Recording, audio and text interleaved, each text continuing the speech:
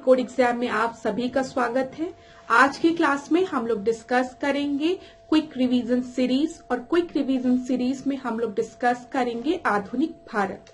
जो भी स्टूडेंट नए हैं मैं उनको बता दूं, क्विक रिवीजन सीरीज में हम पास्ट ईयर्स के क्वेश्चंस को डिस्कस करते हैं वन लाइनर क्वेश्चंस के फॉर्मेट में, ताकि ज्यादा से ज्यादा रिवीजन हो सके कम समय में। और यहाँ पर मैं कुछ और इम्पोर्टेंट फैक्ट्स आपको बताती हूँ जो कि परीक्षा की दृष्टि से महत्वपूर्ण है। तो चलिए अब आज की क्लास को स्टार्ट करते हैं मेरे साथ ऐश्वर्या सिंह के साथ। आज की क्लास को स्टार्ट करने से पहले थोड़ी सी इंफॉर्मेशन मैं आप लोगों को दे दूं फाउंडेशन कोर्स की, जो कि डिकोड एग्जाम आप लोगों के लिए लेकर आया है। इस फाउंडेशन कोर्स में एंटायर आरओ एआरओ के सिलेबस को कवर किया गया है थ्रू वीडियो लेक्चर्स। यहाँ पर आपको नोट्स प्रोवाइड की जाएगी पीडीएफ के फॉर्मेट में, आपको टेस्ट सीरीज प्रोवाइड की जाएगी जहां पर आप अपने परफॉर्मेंस को इवैल्यूएट कर सकते हैं। और अगर आपको किसी भी तरीके का डाउट होता है तो आप टेलीग्राम ग्रुप पे पूछ भी सकते हैं। क्लास नीचे 2 व्हाट्सएप नंबर दिए गए हैं। अगर आपको कोई भी इंफॉर्मेशन चाहिए तो नीचे व्हाट्सएप नंबर पर आप कांटेक्ट कर सकते हैं। डिकोड एग्जाम आप लोगों के लिए टेस्ट सीरीज लेकर आया है जो कि आप ज्वाइन कर सकते हैं। यहाँ पर आप अपने परफॉर्मेंस को इवैल्यूएट कर सकते हैं। अगर इस आरओ टेस्ट सीरीज से रिलेटेड आपको कोई भी इंफॉर्मेशन चाहिए तो नीचे व्हाट्सएप नंबर पर आप कांटेक्ट करिए। डिकोड एग्जाम आप लोगों के लिए समान हिंदी की पुस्तक भी लेकर आया है जो कि मार्केट में अवेलेबल है। अगर आप चाहें तो इसे घर बैठे भी ऑर्डर कर सकते हैं फ्लिपकार्ट या फिर अमेजोन से। अगर इससे रिलेटेड कोई भी इंफॉर्मेशन चाहिए व्हाट्सएप नंबर पर आप कांटेक्ट करिए। चलिए अब आज की क्लास को स्टार्ट करते हैं। सबसे पहले जो प्रश्न है वो आपका बेस्ड है यूरोपियन कंपनी के आगमन पर। वास्को डी गामा कालीकट तट पर कब पहुंचे थे? तो 1498 में। ठीक है, उस समय कालीकट पर इनका स्वागत किसने किया था? जमोरिन ने किया था, याद रखिएगा। वास्को डी गामा पुर्तगाल से थे। ठीक है, क्रिस्टोफर कोलंबस की हम बात करेंगे तो वो स्पेन से थे। कैप्टन कुक ग्रेट ब्रिटेन से थे। तस्मान हॉलैंड से थे। यहाँ पर अगर आपसे पूछेगा कि पुर्तगाली का प्रथम वाइसरॉय कौन था तो आप क्या बताएंगे? अल्मीडा। ठीक है, फ्रांसिस्को अल्मीडा का नाम आप बताएंगे। लेकिन अगर परीक्षा में आपसे पूछेगा भारत में पुर्तगाली शक्ति का वास्तविक संस्थापक कौन था, ठीक है, तो आप किसका नाम बताएंगे? अल्बुकर्क का। ठीक है, याद रखिएगा। यहाँ पर देख लीजिए जो मैंने आपको बताया कि अगर आपसे पूछेगा प्रथम वाइसरॉय कौन था पुर्तगाली का तो आप अल्मीडा का नाम बताएंगे। अगर वास्तविक संस्थापक पूछेगा तो अल्बुकर्क का नाम आप बताएंगे। ठीक है, और अगर परीक्षा में आपसे ये पूछा कि बीजापुर से गोवा को किसने छीना था तब भी आप किसका नाम बताएंगे? अल्बुकर्क का। ठीक है, याद रखिएगा। पुर्तगालियों ने भारत में प्रथम दुर्ग का निर्माण कहाँ किया था? कोचिन में किया था। मध्यकाल में सर्वप्रथम भारत से व्यापार संबंध किसने स्थापित किया था? ट्रेड किसने स्थापित किया था? पुर्तगालियों ने। ठीक है, भारत में प्रथमतः सामुद्रिक व्यापारिक केंद्र स्थापित किसने किया था? पुर्तगालियों ने। यहाँ पर देखिए अगला प्रश्न, बंगाल की बांदेल, फिर चिंसुरा, हुगली तथा श्रीरामपुर फैक्ट्रियों में से एक जो पुर्तगालियों द्वारा स्थापित किया गया था वो कौन सा आपका था? वो आपका हुगली था। ठीक है, हुगली में फैक्ट्री किसने स्थापित की थी? पुर्तगालियों ने की थी। चिंसुरा में किसने फैक्ट्री स्टैब्लिश की थी? डच लोग ने की थी। और श्रीरामपुर की बात करेगा तो श्रीरामपुर में फैक्ट्री लगाई थी डैनिश ने, याद रखिएगा। हुगली को बंगाल की खाड़ी से समुद्री लूटपाट के लिए अड्डा बनाया था किसने? पुर्तगालियों ने। कलकत्ता का संस्थापक कौन था? जॉब चार्नॉक, याद रखिएगा। सारे प्रश्न परीक्षा में पूछे गए हैं। अब यहाँ पर हम एक बार क्विक रिवीजन करते हैं।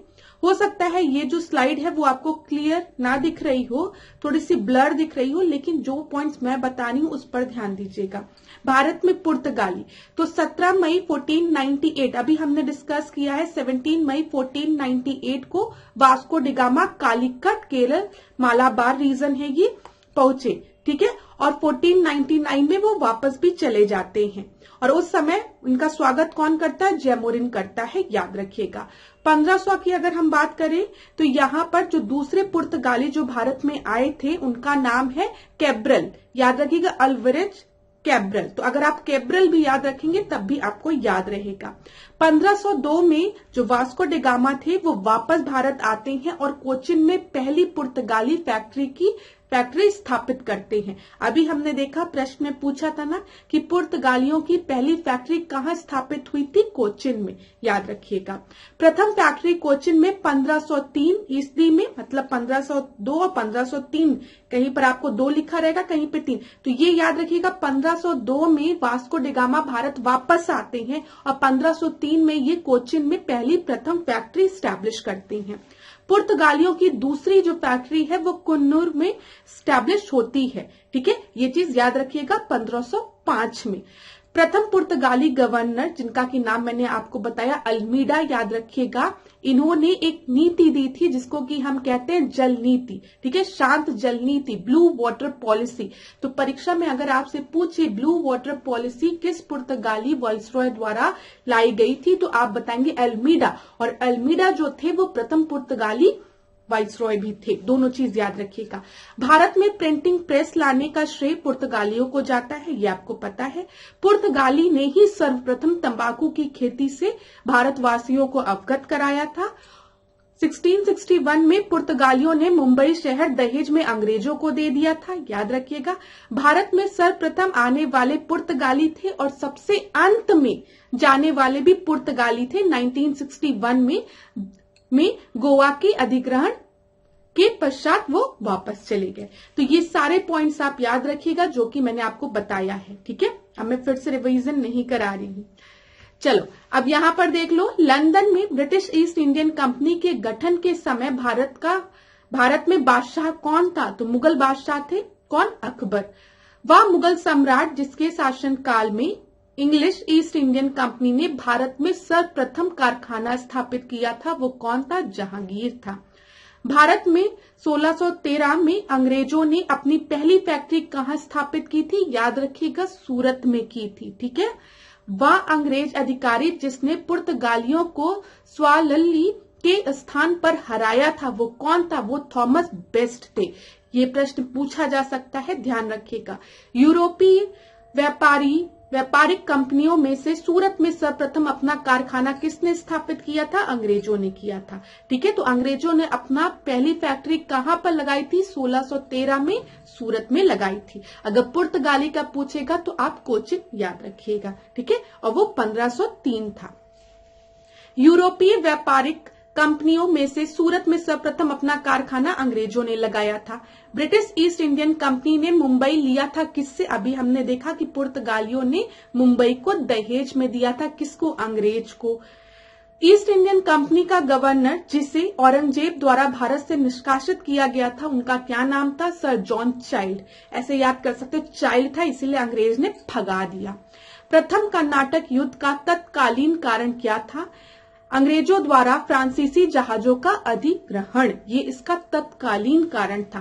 कर्नाटक युद्ध, जिसको कि कार्नेटिक वॉर भी हम कहते हैं, कर्नाटक युद्ध लड़ा गया था अंग्रेज और फ्रांसीसियों के बीच में। यहां पर देख लीजिए, प्रथम कर्नाटक युद्ध जब हुआ था तो इसमें आपका कौन सी संधि हुई थी? एक्सला चैपल। पूछा जाता है परीक्षा में, याद रखिएगा, एक्सला चैपल। द्वितीय कर्नाटक युद्ध जो था वो एक अनिर्णायक युद्ध था, कोई रिजल्ट नहीं था। तृतीय कर्नाटक युद्ध में पेरिस की संधि हुई थी, ठीक है। और प्रथम मैसूर युद्ध में पूछा गया था तो यहाँ पे ब्रिटिश आपके हार गए थे, ठीक है। प्रथम यूरोपियन व्यक्ति जिसने भू क्षेत्र अर्जित करने के उद्देश्य से भारतीय राजाओं के झगड़ों में भाग लेने की नीति आरंभ की थी, वो कौन था? वो डुप्ले था, ठीक है, याद रखिएगा। भारत में फ्रांसीसियों ने अपना सबसे पहला कारखाना स्थापित किया था, कहां पर? फ्रांसीसियों ने अपना सबसे पहला कारखाना सूरत में स्थापित किया था। अब यहां पर देखिए, क्लास अगर पूछेगा कि सूरत में सर्वप्रथम कारखाना किसने स्थापित किया, तो आप याद रखेंगे अंग्रेजों ने 1613 में, और फ्रांसीसियों ने भी अपना पहला कारखाना सूरत में स्थापित किया था। दोनों चीज याद रखिएगा। फ्रांसीसी ईस्ट इंडियन कंपनी संस्थापित हुई थी लुई 14वें के शासन काल में, ठीक है, उस समय लुई 14 थे। भारत में फ्रांसीसी कंपनी का संस्थापक माना जाता है किसको? कॉलबर्ट को, ठीक है, कॉलबर्ट को याद रखिएगा। बंगाल में डचों द्वारा स्थापित कारखाना था चिनसुरा में। अभी थोड़ी देर पहले मैंने आपको बताया है ना चिनसुरा के बारे में, कि चिनसुरा में डचों ने अपना कारखाना स्थापित किया था। फ्रांसीसी दक्कन में शक्ति आंदोलन स्थापित करने में असफल रहे थे। क्यों? क्योंकि अंग्रेजों की फौज ज्यादा शक्तिशाली थी। भारत में यूरोपीय शक्तियों के आगमन का क्रम क्या है? तो यहाँ पर PDBF याद रखेंगे, ठीक है। पढ़ो बेस्ट फ्रेंड, ठीक है। पीडी बेस्ट फ्रेंड, ठीक है। तो यहां पर देखो पुर्तगाली, फिर डच, फिर ब्रिटिशर्स, फिर फ्रांसीसी, ठीक है। तो ऐसे आप याद रख सकते हैं, पुर्तगाली, डच, अंग्रेज, फिर फ्रांसीसी।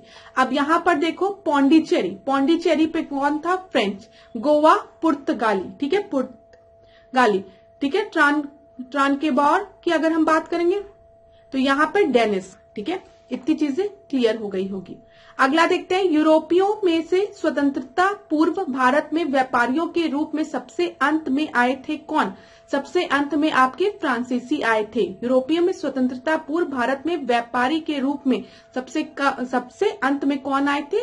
फ्रांसीसी आए थे। अगर पूछेगा सबसे पहले कौन आए थे? पुर्तगाली आए थे। सबसे लास्ट में कौन आए थे बताइए? अभी मैंने बताया पुर्तगाली। सबसे लास्ट में पुर्तगाली गए थे। सबसे पहले कौन आए थे? पुर्तगाली आए थे, ठीक है। और अगर पूछेगा सबसे लास्ट में आया कौन था, तब आप फ्रांसीसी बताएंगे। जो सबसे पहले आया था वो सबसे अंत में गया था, याद रखिएगा। चलो यहां पर देखो, ईस्ट इंडियन कंपनी और बंगाल के नवाब। मुगल सम्राट द्वारा नियुक्त बंगाल का अंतिम गवर्नर कौन था?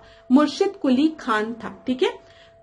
मुर्शिद कुली खान। ये थोड़ा सा क्लास स्लाइड में दिक्कत हो रही है, थोड़ा सा ये हो जा रहा है, उसको ध्यान दीजिएगा। रुकिए मैं इसको रब कर देती हूँ आप लोगों के लिए, दिक्कत ना हो आप लोगों को। हाँ, अब दिख रहा होगा। तो मुगल सम्राट द्वारा नियुक्त बंगाल का अंतिम गवर्नर मुर्शिद कुली खान। वह युद्ध जिसने भारत में ब्रिटिश प्रभुत्व को प्रारंभ किया था, क्या लिखा है? स्टार्ट किया था, तब वो प्लासी का युद्ध था। सिराजुद्दौला लॉर्ड क्लाइव द्वारा परास्त हुआ था, किसमें? प्लासी के युद्ध में। भारतवर्ष में ब्रिटिश साम्राज्य का संस्थापक कौन था? रॉबर्ट क्लाइव था। अब इन सब प्रश्नों को डिस्कस करने के पहले थोड़ी सी मैं आपको कहानी सुना दूं बैटल ऑफ प्लासी की। देखिए, सिराजुद्दौला जो था ना, वो नवाब ऑफ बंगाल था, बंगाल का नवाब था। तो यहां पर जब आपका फर्रुखशियर था, तो फर्रुखशियर ने क्या कहा था कि जो ईस्ट इंडियन कंपनी है, ब्रिटिश ईस्ट इंडियन कंपनी है, इसे किसी भी तरीके के टैक्स देने की जरूरत नहीं है। आप लोगों को पता होना चाहिए, जो फर्रुखशियर था वो मुगल एम्परर था आपका। यहाँ पर हम बंगाल के नवाब की बात कर रहे हैं, ठीक है। मतलब काफी समय बाद नवाब की बात कर रहे हैं, ये चीज याद रखिएगा। यहाँ पर जो सिराजुद्दौला था वो बंगाल का नवाब था। तो अब जो मुगल एम्परर फर्रुखशियर ने जो लगान लेना बंद कर दिया था ईस्ट इंडियन कंपनी से, ब्रिटिश ईस्ट इंडियन कंपनी से, सिराजुद्दौला चाहता था कि हमको किसी ना किसी तरीके का टैक्स तो मिलना चाहिए, ठीक है। तो वो उसमें लगा हुआ था। तो उसने ब्रिटिश ईस्ट इंडियन कंपनी से कहा, तो अब आपको पता है, जिसको आपने एक बार छूट दे दी फिर वो वापस आपके हाथ में बनना नहीं चाहेगा। तो वही कहानी थी, आपने उनसे कह दिया कि फ्री में ट्रेडिंग करो, फ्री में अपनी फैक्ट्रीज लगाओ, कोई टैक्स वैक्स नहीं देना, लगान वगान किसी भी तरीके का नहीं देना। तो अब वो क्यों आपको इतने साल बाद आपको फिर पैसे देने के लिए राजी होंगे? नहीं होंगे। तो यहाँ पर सिराजुद्दौला क्या करता है? फोर्ट विलियम पे अटैक कर देता है, ठीक है। अपनी आर्मी को भेज देता है, फोर्ट विलियम पे अटैक कर देता है। फोर्ट विलियम में 146 इंग्लिशमैन आपके, मतलब ब्रिटिशर्स आपके कैप्चर रहते हैं, मतलब उनको कैप्चर कर लेता है और एक कमरे में ले जाके बंद कर देता है, लॉक कर देता है, लॉक करवा देता है। अब इसकी कहानी जाओगे तो बहुत से है, बस थोड़ा सा शॉर्ट में सुन लो। तो होता क्या है, यहाँ पर जो लोग रहते हैं उसमें से अधिकतर लोग मर जाते हैं सफोकेशन के कारण, क्योंकि बोला जाता है वो कमरा बहुत छोटा था और उस कमरे में इतने लोग भर दिए गए थे कि लोगों को सफोकेशन होने लगा, ब्रिटिशर्स को, जो आपके यूरोपियंस थे, और वो वहां पर मर गए। अब ये खबर जब लॉर्ड क्लाइव के पास पहुंचती है, तो लॉर्ड क्लाइव उस समय, रॉबर्ट क्लाइव जो रहता है वो उसमें मद्रास में रहता है। उसको जब ये खबर पता चलती है तो वो क्या करता है, वो आ जाता है अटैक करने, और वो अटैक करता भी है। यहाँ पर एक पीस ट्रीटी साइन होती, अलीपुर पीस ट्रीटी, ठीक है, सिराजुद्दौला और रॉबर्ट क्लाइव के बीच में, जिसमें कि बोला जाता है कि किसी भी तरीके का टैक्स नहीं देंगे हम, ठीक है। हम कोई भी फोर्ट बिल्ड कर सकते हैं, कॉइन मिंट कर सकते हैं, बना सकते हैं, तो ये सब चीजों की बात होती है। लेकिन अभी भी जो सिराजुद्दौला है उसको चीजें समझ में नहीं आ रही है। और सही बात है, क्यों भाई, क्यों नहीं दोगे? तुम बाहर से आए हो, यहाँ पे व्यापार कर रहे हो, पैसे कमा रहे हो, फोर्ट बिल्ड कर रहे हो, तो किसी तरीके का तो टैक्स देना पड़ेगा ना। हम और आप स्वतंत्र देश में होने के बाद भी टैक्स दे रहे हैं, तो यहाँ पर तो आपको देना ही पड़ेगा। हम तो नागरिक हैं तब भी टैक्स दे रहे हैं, और हर कोई टैक्स दे रहा है। तो तुम इतनी बड़ी कंपनी फैक्ट्रीज एस्टैब्लिश करे तो टैक्स तो दो। तो यही सब चीजें चल रही रहती है। तो फिर यहाँ पे प्लासी का युद्ध होता है, ठीक है। और प्लासी के युद्ध में सिराजुद्दौला का जो एक अपना साथी होता है मीर जाफर, वही उसको धोखा दे देता और जाकर ब्रिटिशर्स के साथ मिल जाता है, जिसकी वजह से सिराजुद्दौला जो है वो युद्ध हार जाता है प्लासी के बैटल को। और आप सभी को पता है जो बैटल ऑफ प्लासी है वो कब हुई है? 1757 में हुई है। यहाँ पर जो फोटो दिख रही है ये एक पेंटिंग है, जिसमें आप देखते हैं कि यहाँ पर ये जो आदमी है ये क्लाइव है, और इधर ये जो आदमी आपको दिख रहा है ना, ये आपका मीर जाफर है, जो कि क्लाइव के साथ जाकर हाथ मिला लेता है। और क्लाइव क्या करता है, अब मीर जाफर को नवाब बना देता है, कहाँ का? बंगाल का, सिराजुद्दौला को खत्म करके। तो यहाँ पर देखिए, मुगल सम्राट द्वारा नियुक्त जो बंगाल का अंतिम गवर्नर था वो तो मुर्शिद कुली खान था। वह युद्ध जिसने भारत में ब्रिटिश प्रभुत्व को प्रारंभ किया वो प्लासी का युद्ध था, जो कि 1757 में लड़ा गया था। सिराजुद्दौला लॉर्ड क्लाइव द्वारा परास्त हुआ था, किसमें? प्लासी के युद्ध में। भारतवर्ष में ब्रिटिश साम्राज्य का संस्थापक किसको कहा जाता है? रॉबर्ट क्लाइव को कहा जाता है। अब यहाँ पर देखिए, अल्बुकर्क, रॉबर्ट क्लाइव, फ्रांसिस डुप्लो तथा लॉर्ड कॉर्नवालिस में से किसे स्वर्ग से उत्पन्न सेना नायक कहा जाता है? तो स्वर्ग से उत्पन्न सेना नायक लॉर्ड क्लाइव को कहा जाता है। प्लासी के युद्ध का मैदान कहाँ पर है? तो ये आपका पश्चिम बंगाल में है। प्लासी का युद्ध कब लड़ा गया? 1757 में लड़ा गया। बंगाल का वह नवाब जिसने अपनी राजधानी मुर्शिदाबाद से मुंगेर स्थानांतरित की थी वो मीर कासिम था। अब इसको भी एक स्टोरी के फॉर्म में सुन लो, बैटल ऑफ बक्सर के बारे में। अब मैंने आपको बता दिया कि सिराजुद्दौला का जो नवाब था उसी के अपने आदमी मीर जाफर ने उसको धोखा दे के ब्रिटिशर्स का साथ दिया, क्लाइव का साथ दिया, जिसका परिणाम क्या निकला? सिराजुद्दौला बैटल ऑफ प्लासी को हार गए, ठीक है। और अब मीर कासिम को क्या कर दिया गया? नवाब बना दिया गया, कहाँ का? बंगाल का। तो मीर जाफर की बात करें, मीर जाफर बड़ा खुश हुआ कि भाई अब तो मैं नवाब बन गया हूँ बंगाल का, अब तो मेरे अच्छे दिन आ गए हैं। लेकिन उसे ये नहीं पता है कि सामने कौन है, सामने ईस्ट इंडियन कंपनी है, ब्रिटिश ईस्ट इंडियन कंपनी है। तो वो क्या करेगी? अब उसको परेशान करना शुरू कर दी कि हमको ये पैसे दो, यहां से रेवेन्यू दो, ये करो, वो करो, वो करो। मीर जाफर बेचारा परेशान हो गया, अरे अब तो मैं बहुत परेशान हो गया, मैं कहाँ जाऊं, क्या करूं? तो उसको दिखे डच ईस्ट इंडियन कंपनी, ठीक है। तो वो डचों के पास गया, उन्होंने कहा प्लीज तुम आओ यहाँ बंगाल की तरफ और मेरी मदद कर दो। तो डच ने कहा अरे वाह, मीर जाफर की आर्मी और हमारी आर्मी मिलकर आराम से क्या करेगी? अंग्रेजों को हरा देगी और फिर उसके बाद देखा जाएगा। यहाँ पर मीर जाफर भी बड़ा खुश था कि डच ईस्ट इंडियन कंपनी और ब्रिटिश ईस्ट इंडियन कंपनी को लड़ा देंगे और फिर इन दोनों का नुकसान होगा, फायदा मुझे होगा। तो अब हो क्या रहा था, उसने डच ईस्ट इंडियन कंपनी को बुलाया और युद्ध करवा दिया। तो यहाँ पर अगर आपसे पूछेगा कि बैटल ऑफ चिंसुरा, ठीक है, कब हुआ था, तो आप याद रखेंगे प्लासी के युद्ध के बाद जब मीर जाफर बनता है नवाब, तो उसके अंडर में डच और ब्रिटिश ईस्ट इंडियन कंपनी में एक युद्ध होता है 1759 में, जिसको कि हम बैटल ऑफ चिंसुरा कहते हैं, जिसमें डच बुरी तरीके से हार जाते हैं। अब डच तो हार गया, मीर जाफर गया था डचों के पास। अब ईस्ट इंडियन कंपनी ने कहा वाह मीर जाफर, वाह वाह, मैंने पहले तुमसे कहा कि धोखा दो सिराजुद्दौला को, तो तुम धोखा दे दिया, हमने तुमको गद्दी में बिठा दिया, अब गद्दी पे बैठने के बाद तुम हम ही को धोखा दे रहे हो। एक काम करो, तुम हटो यहां से, चलो, और तुम्हारा जो दामाद है, ठीक है, उसको अब हम बनाएंगे नवाब। तो यहाँ पर काजिम जो है, क्वाजिम, ये आपके बन गए नवाब। ठीक है, अब यहाँ पर देखिए पूछा गया है ना यहाँ पर मीर कासिम के बारे में, बंगाल का वह नवाब जिसने अपनी राजधानी मुर्शिदाबाद से मुंगेर स्थानांतरित कर दी थी, ट्रांसफर कर दी थी, वो थे मीर कासिम। अब सुनो, अब मीर कासिम बन गए, इनको पता है कि मीर जाफर के साथ क्या हुआ है, अब इन पर भी दबाव आने लगा, भाई ये करो वो करो वो करो वो करो। तो इन्होंने कहा कि ब्रिटिश ईस्ट इंडियन कंपनी मुझे हराए या फिर मुझे इस गद्दी से हटा दे, इससे बचने के लिए मैं थोड़ा सा स्ट्रांग होता हूं। सबसे पहले क्या करूंगा, अपनी कैपिटल को मुर्शिदाबाद से मुंगेर ट्रांसफर करूंगा। तो मीर कासिम जब आए तो मीर कासिम ने सबसे पहले अपने कैपिटल को मुर्शिदाबाद से मुंगेर ट्रांसफर कर दिया। मुंगेर इसलिए ट्रांसफर किया ताकि ब्रिटिश ईस्ट इंडियन कंपनी इतने आसानी से इनके कैपिटल पर कैप्चर ना कर पाए, अटैक ना कर पाए। दूसरी चीज इन्होंने क्या की, आर्मी तैयार करना शुरू कर दी, ट्रेनिंग देना शुरू कर दिया, गन फैक्ट्री स्टैब्लिश कर दिया। तो ये एकदम अपने लड़ाई के लिए तैयार थे। लेकिन मीर कासिम को भी एक ही बात नहीं अच्छी लग रही थी कि ब्रिटिश ईस्ट इंडियन कंपनी क्यों नहीं कोई टैक्स दे रही है, ये तो प्रेशर ही क्रिएट करती जा रही है। तो इन्हीं सब चीजों के चलते वो भी कहीं ना कहीं पैसे चाहते थे, और ये कितना पैसा देते ब्रिटिश ईस्ट इंडियन कंपनी को।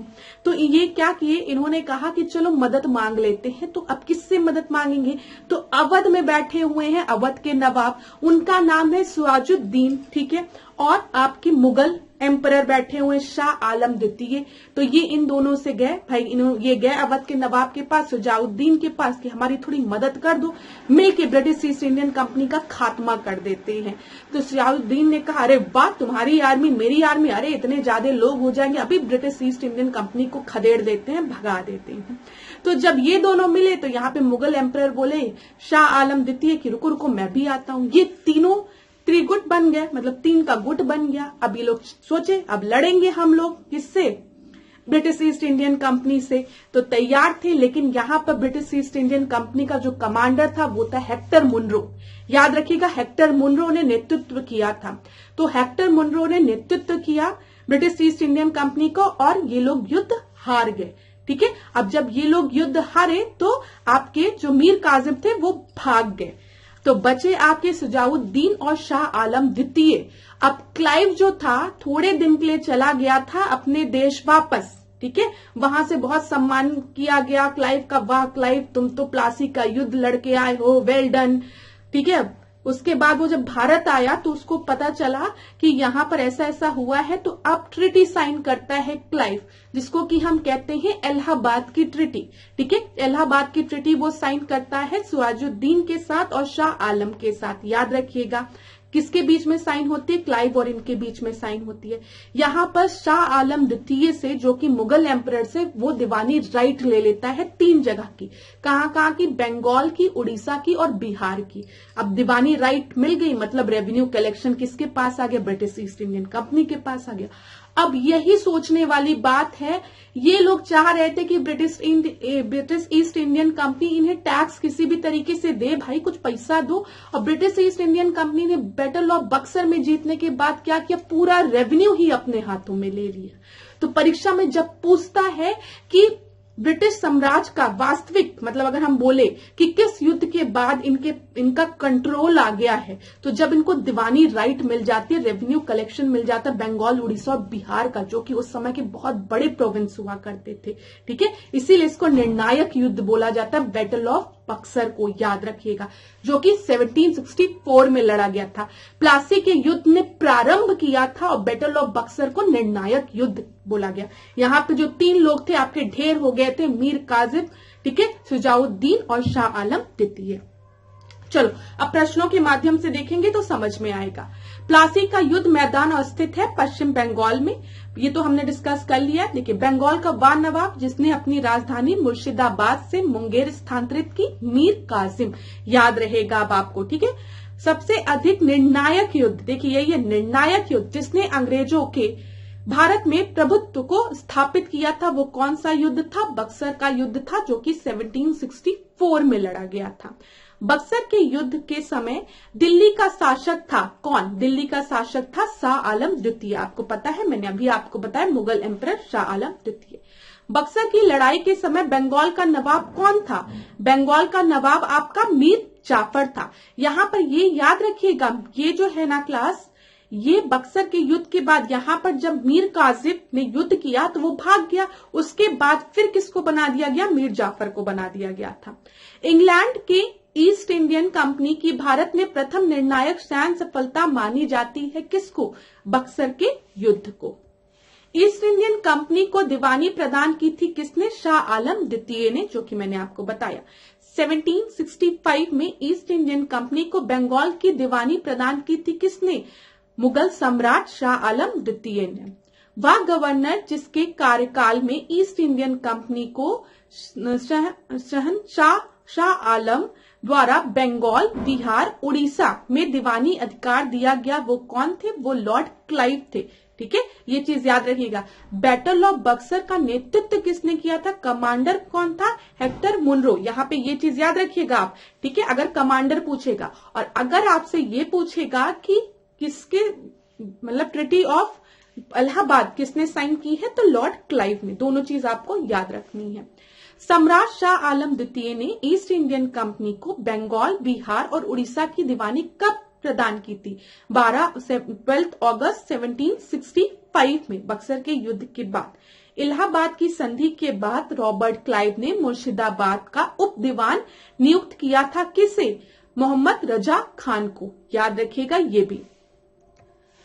1765 में दीवानी प्रदान किए जाने के बाद ब्रिटिश सबसे पहले जिस पर्वतीय जनजाति के संपर्क में आए थे वो कौन सी जनजाति थी, खासी जनजाति थी। और आपको पता है आगे चल के खासी विद्रोह भी हुआ है।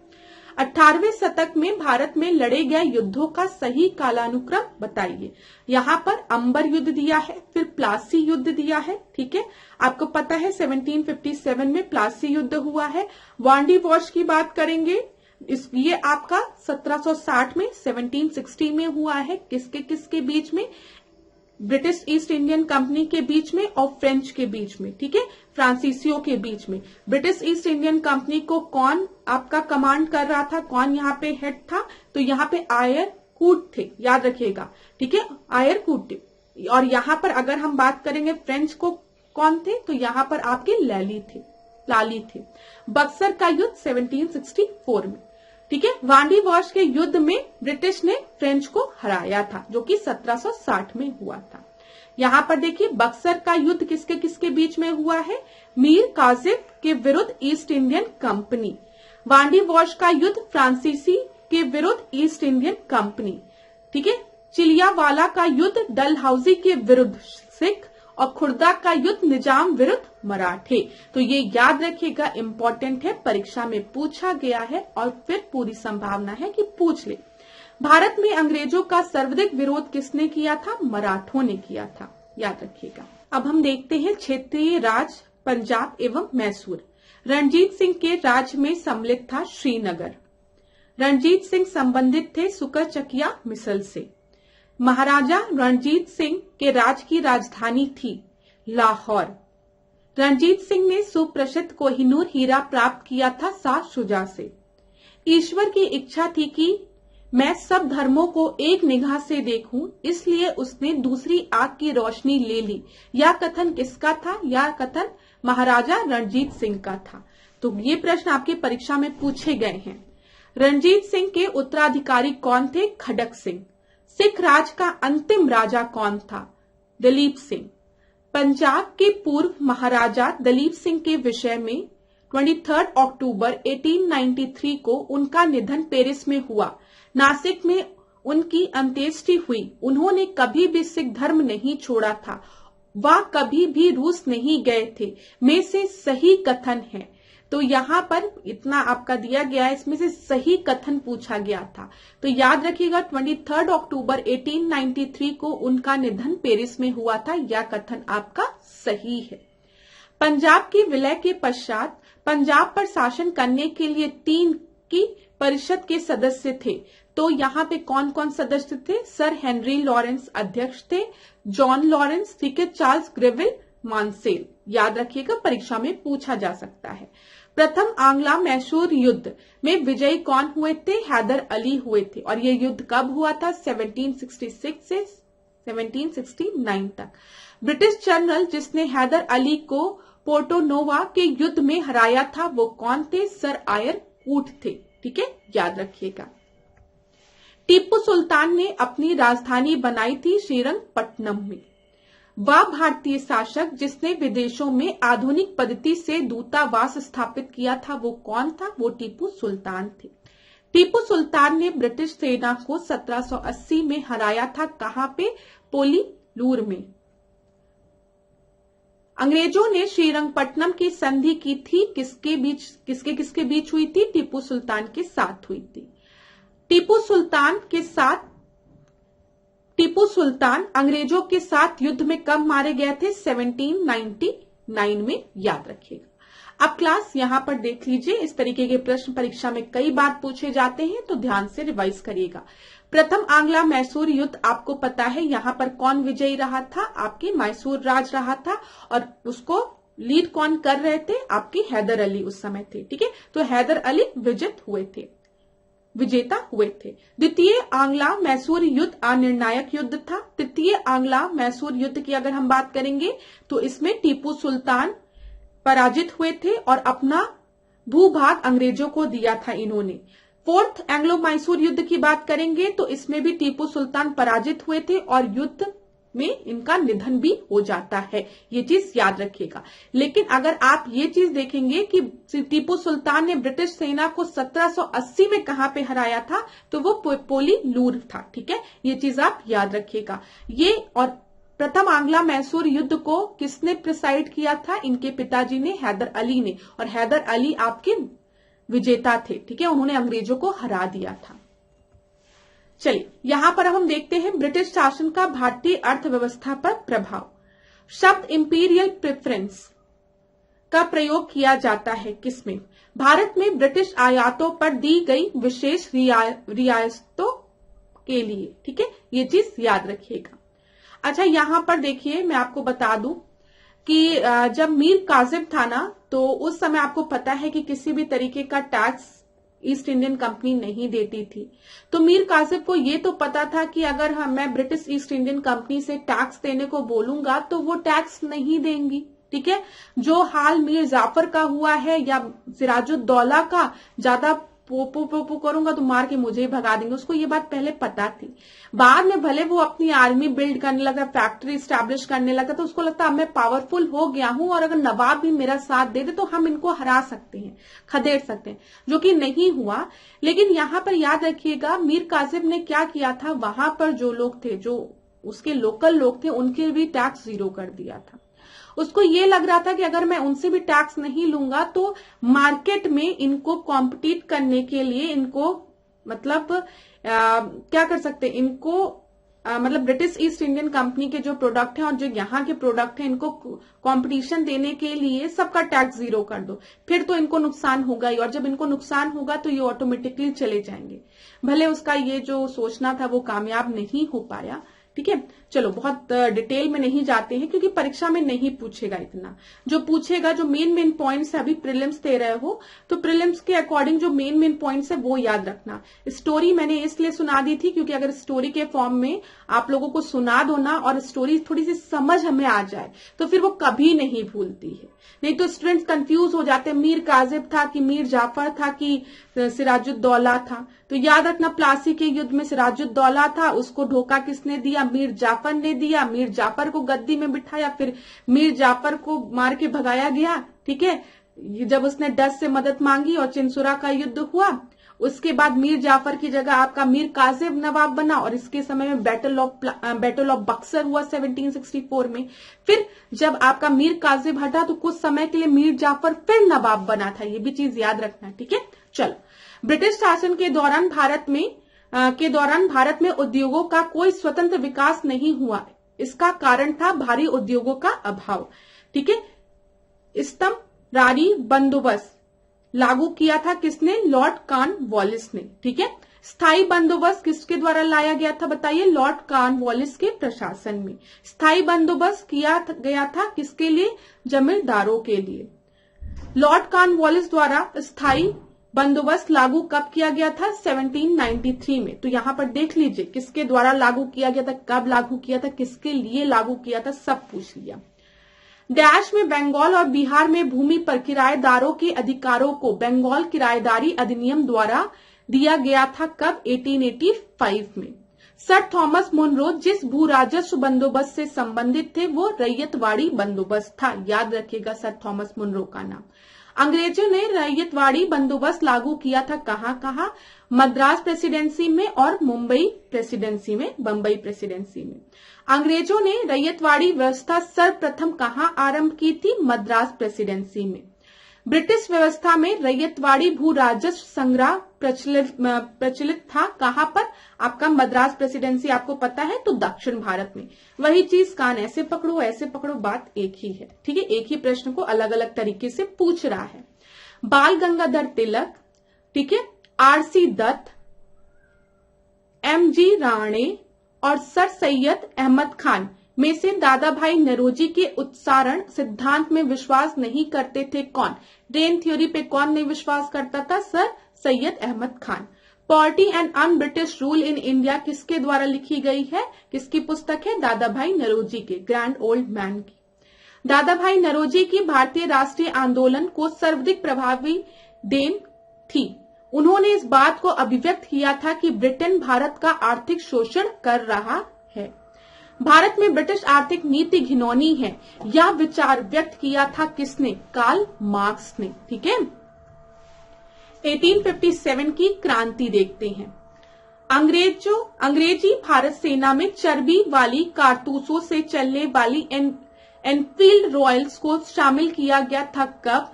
यहाँ पे चर्बी से चलने वाली, ठीक है, कारतूसों को दिसंबर 1856 में और 1856 में और 1857 की क्रांति का एक बहुत बड़ा कारण ये था। भारत के प्रथम स्वतंत्रता संग्राम का मुख्य तत्कालिक कारण था अंग्रेजों का धर्म में हस्तक्षेप का संदेह। मंगल पांडे की घटना हुई थी कहाँ पे? बैरकपुर में। मंगल पांडे सिपाही थे 34वीं, ठीक है, बंगाल नेटिव इन्फेंट्री के। 1857 के विद्रोह के दौरान बहादुर शाह ने शाह-ए-आलम बहादुर का खिताब दिया था किसको?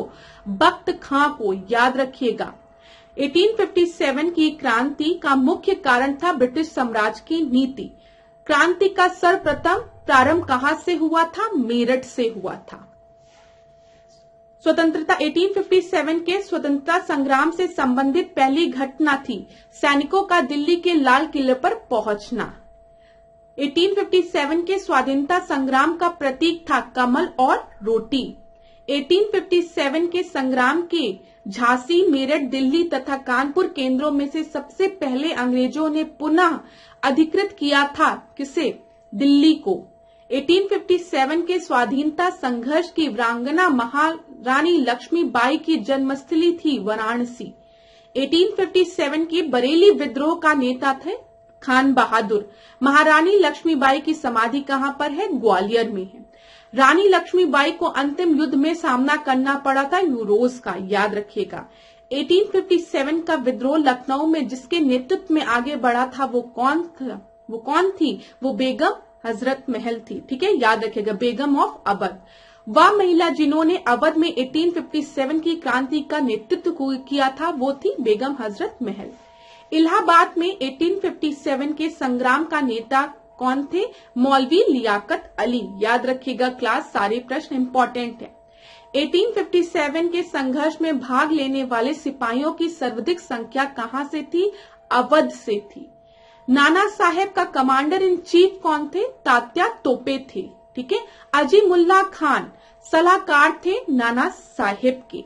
वर्ष 1857 के विद्रोह के संदर्भ में नाना साहेब, कुंवर सिंह, खान बहादुर खान तथा तात्या टोपे में से वह जिसे उसके मित्र ने धोखा दिया तथा जिसे अंग्रेजों द्वारा बंदी बनाकर मार दिया गया था वो कौन थे? वो तात्या टोपे थे। 1857 के क्रांतिकारियों में वह जिसका वास्तविक नाम रामचंद्र पांडुरंग था वो कौन थे? तात्या टोपे। कुंवर सिंह 1857 के विद्रोह के एक प्रमुख नायक थे और वो कहां से संबंध रखते थे? बिहार से। याद रखिएगा, पटना के 1857 के स्वतंत्रता संग्राम के नेता थे राजपूत कुंवर सिंह। असम का अगर पूछेगा असम के 1857 की क्रांति के नेता कौन थे, तो दीवान मनीराम दत्त थे। 1857 के विद्रोह का बिहार में 15 जुलाई 1857 से 20 जनवरी 1858 तक केंद्र था जगदीशपुर। जगदीशपुर वह व्यक्ति जिसने 1857 के विप्लव में क्रांतिकारियों का नेतृत्व किया था। जगदीशपुर का वह व्यक्ति जिसने 1857 के विप्लव में क्रांतिकारियों का नेतृत्व किया था, वो कौन थे? वो कुंवर सिंह थे। याद रखिएगा क्लास। जगदीशपुर के राजा कौन थे? कुंवर सिंह थे। 1857 की क्रांति में अंग्रेजों व जोधपुर की संयुक्त सेना को किसने पराजित किया था? अउवा के ठाकुर कुशल सिंह ने। अजमेर, जयपुर, नीमच तथा अउवा में से राजस्थान में 1857 की क्रांति का केंद्र कौन नहीं था? वो जयपुर था। ठीक है। चंद्रशेखर आजाद, राम प्रसाद बिस्मिल, शहादत खान तथा माखन लाल चतुर्वेदी में से 1857 में अंग्रेजों से संघर्ष किया था किसने? शहादत खान ने। ठीक है। 1857 के विद्रोह में बेगम हजरत महल, कुंवर सिंह, उधम सिंह तथा मौलवी अहमदुल्लाह में से संबंध नहीं था किसका? उधम सिंह का। 1857 के स्वतंत्रता संग्राम में अंग्रेजों की सर्वाधिक सहायता करने वाला जो राजवंश था वो ग्वालियर के सिंधिया थे। भारत में शिक्षित मध्य वर्ग ने 1857 के विद्रोह से तटस्थता बनाई रखी थी। खेतिहर मजदूर, साहूकार, कृषक तथा जमींदार वर्गों में से 1857 के विद्रोह में किसने भाग नहीं लिया था? तो मैं आपको बता दूं, साहूकार तथा जमींदारों ने इसमें भाग नहीं लिया था। झांसी, चित्तौड़, जगदीशपुर तथा लखनऊ में से वह क्षेत्र जो 1857 के विद्रोह से प्रभावित नहीं हुआ था वो आपका था चित्तौड़। बिहार के दानापुर, पटना, आरा, मुजफ्फरनगर, मुंगेर में से 1857 के विद्रोह से अप्रभावित भाग था मुंगेर। अब क्लास ये सब बिहार पीसीएस के प्रश्न हैं तो आप छोड़ सकते हैं। जैसे एक राजस्थान वाला प्रश्न था वो आप छोड़ सकते हैं क्योंकि वो राजस्थान स्टेट का था प्रश्न। ठीक है।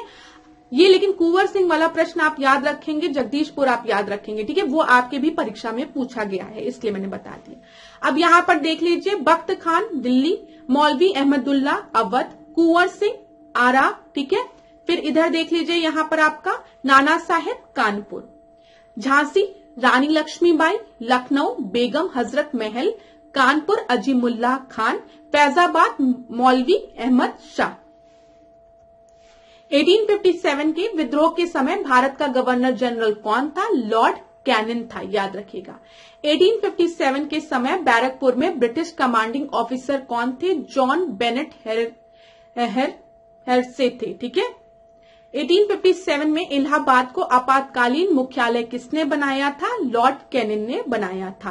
1857 के विद्रोह के समय ब्रिटिश प्रधानमंत्री कौन थे? विस्कॉन्ट पामर्सटन थे। ठीक है। 1857 का विद्रोह मुख्यतः असफल रहा किसी समान योजना और केंद्रीय संगठन की कमी के कारण। 1857 के विद्रोह को एक षड्यंत्र की संज्ञा किसने दी है? सर जेम्स ऑट्रम एवं डब्ल्यू टेलर ने। वह आधुनिक इतिहासकार जिसने 1857 के विद्रोह को स्वतंत्रता की पहली लड़ाई कही, फर्स्ट वॉर ऑफ इंडिपेंडेंस, किसने कहा है? वीडी सावरकर ने कहा है।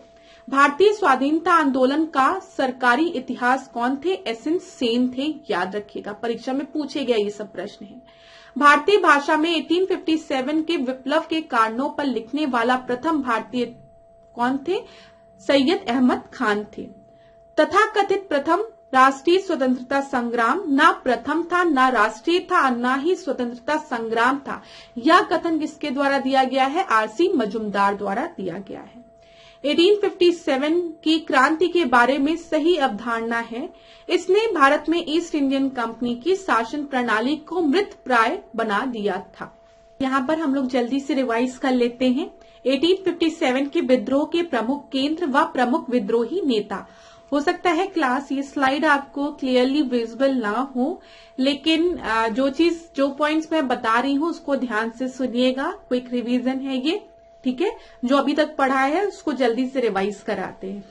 यहाँ पर देखिए, जब हम दिल्ली की बात करते हैं तो यहाँ पर विद्रोही तिथि आपको पता है दिल्ली से स्टार्ट होता है ठीक है। विद्रोह 11 मई 1857 को। और यहाँ पर आपके जो विद्रोही नेता होते हैं वो आपके मुगल एम्परर बहादुर शाह द्वितीय, जफर बख्त खान, जो कि मैंने आपको बताया है सैन्य नेतृत्व इन्होंने किया था। यहाँ पर दमनकर्ता कौन थे? निकलसन और हडसन। नाम याद रखिएगा, परीक्षा में कहीं से भी प्रश्न बन सकता है। कानपुर की बात करें, कानपुर में विद्रोह नेता कौन थे? नाना साहेब थे, तात्या तोपे थे, ठीक है। और 5 जून 1857 को यहाँ पर विद्रोह स्टार्ट हुआ था। यहाँ पर दमनकर्ता आपके कॉलिन कैंपबेल थे। अगर आप कैंपबेल भी याद रखेंगे तो आपको याद रहेगा। लखनऊ की बात करें, लखनऊ में बेगम हजरत महल थी, आपको पता है, और बिरजिस कादिर थे। यहाँ पर 4 जून 1857 को आपका स्टार्ट हुआ है और कॉलिन कैंपबेल यहाँ पर भी थे। अब यहाँ पर याद रखिएगा क्लास, कानपुर और लखनऊ जो अगल बगल है, ठीक है। कानपुर में नेतृत्व नाना साहेब और तात्या तोपे ने किया था, लखनऊ में बेगम हजरत महल ने किया था। यहाँ पर दमनकर्ता भी आपके सेम है, उनका नाम क्या है? कैंपबेल है, ठीक है, कैंपबेल, याद रखिएगा। झांसी की बात करें, ग्वालियर की बात करें तो यहाँ पे रानी लक्ष्मीबाई थी और तात्या टोपे थे, याद रखिएगा। और यहाँ पर जो आपके दमनकर्ता थे वो कौन थे? जनरल ह्यूरोज थे, ठीक है, ह्यूरोज थे। जगदीशपुर की हमने बात की है, यहाँ पर आपके विद्रोह नेता कौन थे? कुंवर सिंह थे और अमर सिंह थे। यहाँ पर दमनकर्ता विलियम टेलर व विंस्टन आयर थे, याद रखिएगा। फैजाबाद की बात करेंगे तो यहाँ पर मौलवी अहमदुल्ला थे, ठीक है। दमनकर्ता आपके कर्नल नील थे। इलाहाबाद और यहाँ पर फैजाबाद में आपके जो दमनकर्ता थे वो कर्नल नील थे, याद रखिएगा आप। इलाहाबाद में विद्रोह नेता आपके लियाकत अली थे, ठीक है, और दमनकर्ता आपके कौन थे? कर्नल नील। बरेली की बात करेंगे तो यहाँ पर खान बहादुर खान और यहाँ पर विंस्टन आयर आपके आ गए। यहाँ पर देखिए फतेहपुर की जब हम बात करेंगे तो फतेहपुर में अजीमुल्लाह थे और जनरल रेनर्ड ने इसके दमनकर्ता थे। तो क्लास आप ये याद रखिएगा, एक बार दमनकर्ता के नाम याद रख लीजिएगा और विद्रोह नेता कौन कौन थे उनके नाम। अगर आप चाहें तो इस स्लाइड का स्क्रीनशॉट भी ले लीजिएगा, नहीं तो नेक्स्ट कमिंग क्लासेस में मैं इसको अच्छे से टाइप करा के आपको दे दूंगी, उसकी चिंता आप नहीं करेंगे। लेकिन ये एक इम्पोर्टेंट है, ठीक है। इस यहाँ पे मैंने समराइज करने का प्रयास किया है, जहां से 1857 के विद्रोह से प्रश्न बनते हैं उसको। यहाँ पर एक और जगह से प्रश्न बनते हैं, एक बार देख लेते हैं, ये भी थोड़ा सा क्लियर नहीं है, लेकिन आप सुनिएगा मैं जो बता रही हूँ। 1857 पर आधारित जो प्रमुख पुस्तकें हैं, जैसे फर्स्ट वॉर ऑफ इंडिपेंडेंस, इसको किसने कहा है? ये जो पुस्तक है ये किसके द्वारा लिखी गई है? विनायक दामोदर सावरकर द्वारा, जिनको कि हम वीडी सावरकर कहते हैं। द ग्रेट रिबेलियन की अगर हम बात करेंगे तो ये पुस्तक अशोक मेहता द्वारा लिखी गई है। Sepoy mutiny and the revolt of 1857 RC Majumdar द्वारा लिखी गई है, ठीक है। 1857 ये किसके द्वारा लिखी गई है? ये आपके एसएन सेन द्वारा लिखी गई है। रिबेलियन 1857 पीसी जोशी द्वारा लिखी गई है। History of Indian mutiny TR Holmes द्वारा लिखी गई है। College of the Indian mutiny sir Syed Ahmad द्वारा लिखी गई है, सर सैयद अहमद खान द्वारा लिखी गई है।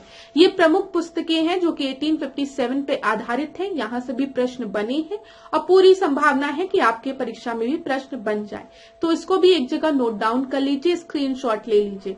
अगर थोड़ा सा भी आपको ब्लर दिख रहा है, नहीं समझ में आ रहा है क्या लिखा है, तो गुस्सा मत होइए, परेशान मत होइए, मैं एक बार और पढ़ूंगी, इसको नोट डाउन कर लीजिए, ठीक है।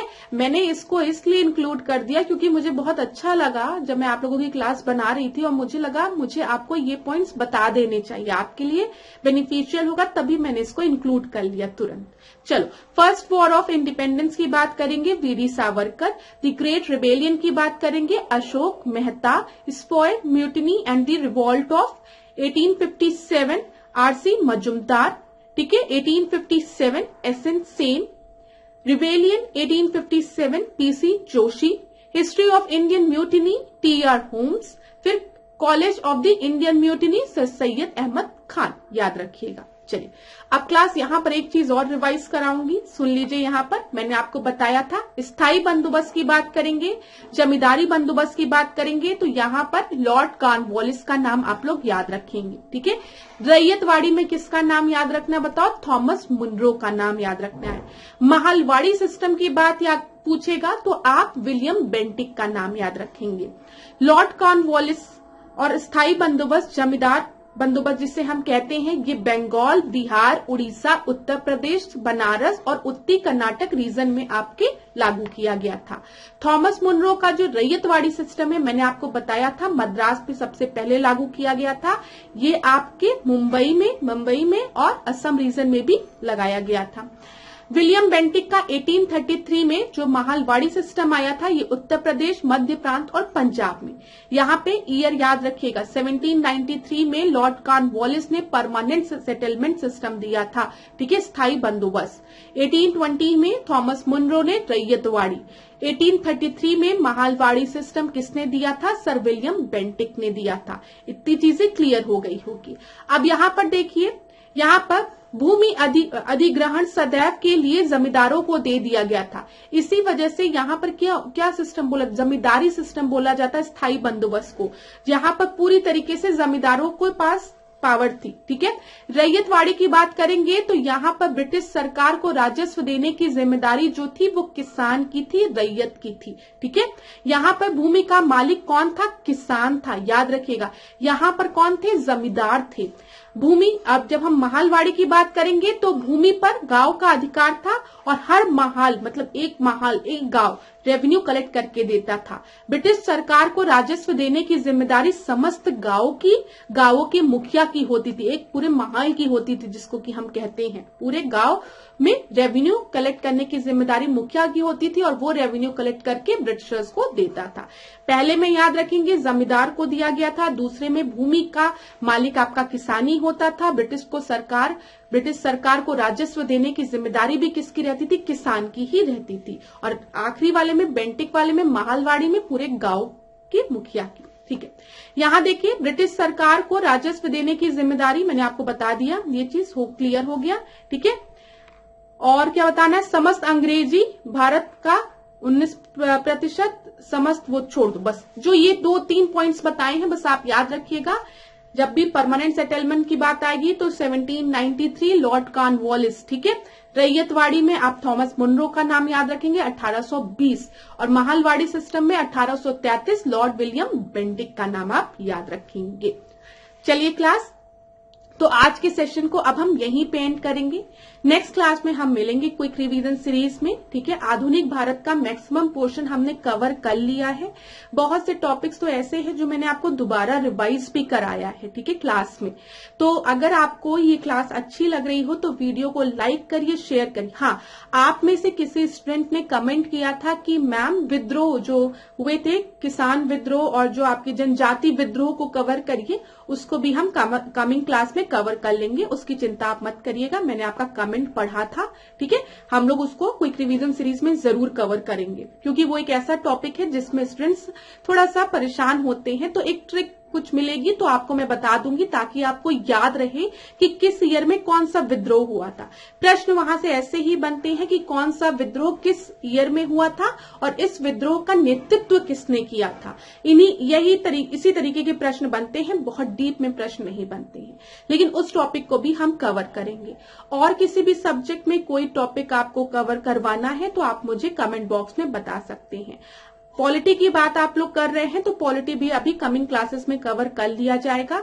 इकोनॉमिक्स का मैंने स्टैटिक पोर्शन कवर कर लिया है, करंट पोर्शन आपको कवर करवा दिया जाएगा। मैम कवर करवा रही हैं, सर कवर करवा रहे हैं, तो आप लोग वहां से पढ़ सकते हैं मैम के लेक्चर से, ठीक है, इकोनॉमिक्स का पोर्शन वाला।